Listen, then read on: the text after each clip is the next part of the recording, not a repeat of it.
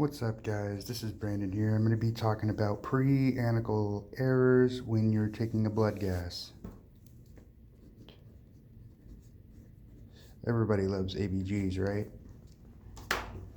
Alright, so when you're taking an ABG, a lot of different things can happen depending on what you're doing, what you need to do, and what you don't need to do. So as soon as you take the gas, you could have an air bubble in your syringe. You could forget to place it on ice if you're not going to do it right away, if you're not going to analyze it right away. There could be too much heparin in your sample. So let me just start by saying, when you're testing about these concepts, what you want to do is you want to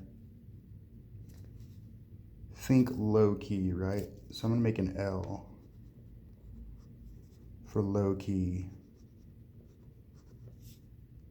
Always keep things low key. Don't make things too difficult, right? Which is normally what I do. But for testing purposes, I'm going to go ahead and show you this. All right, so we have our L for low key. Remember, what goes up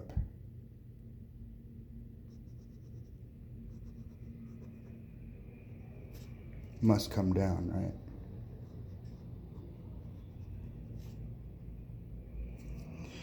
And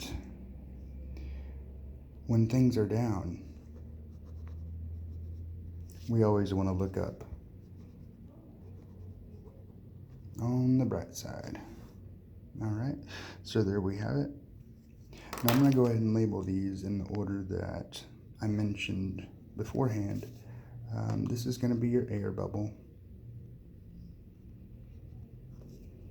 This is going to be your sample not iced. And this will be too much heparin.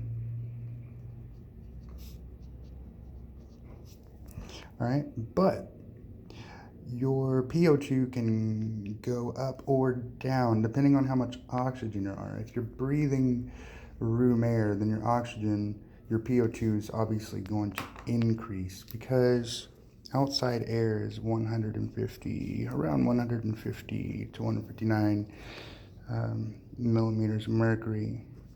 All right, so inside that air bubble, you have 150 millimeters of mercury of oxygen. Now in your blood, depending, if you have, excuse me, normal hemoglobin, then let's just say you have 15 grams per deciliter, okay? Then you're going to probably have about 80 or 90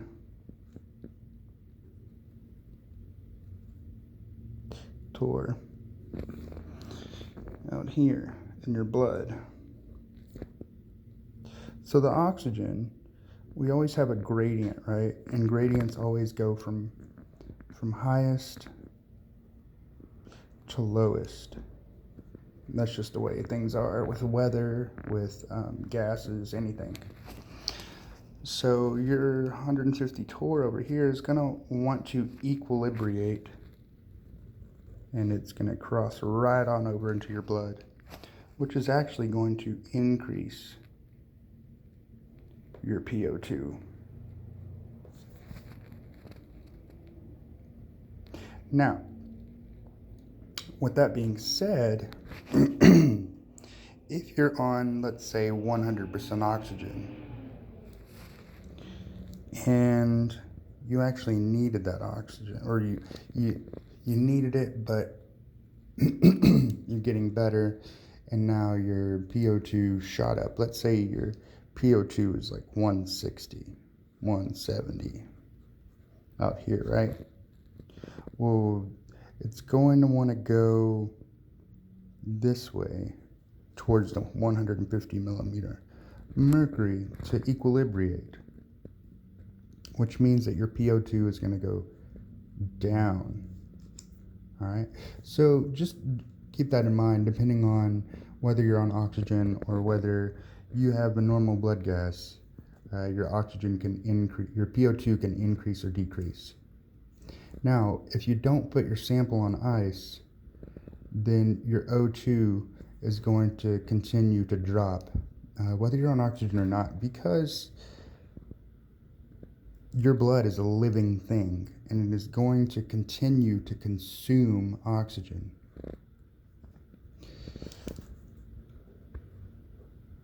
So draw my little Pac-Man.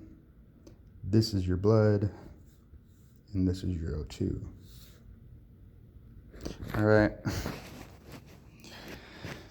So that's going to decrease always if you don't put your sample on ice. And because it's eating that O2, your CO2 is going to automatically increase. And your pH will drop because of that. Now, too much heparin, I honestly, if someone can explain that to me, go ahead. But I just know that everything decreases except for O2. Now this is going to be the same thing. It's going to want to travel in the direction of whether you're on oxygen or not on oxygen. It's going to want to equilibrate. So that's how I remember, on a test, I just jot this down, and it obviously doesn't take me that long because I won't be explaining it, but it helps a lot. Leave me your comments, subscribe. Good luck in the future, and we'll see you later.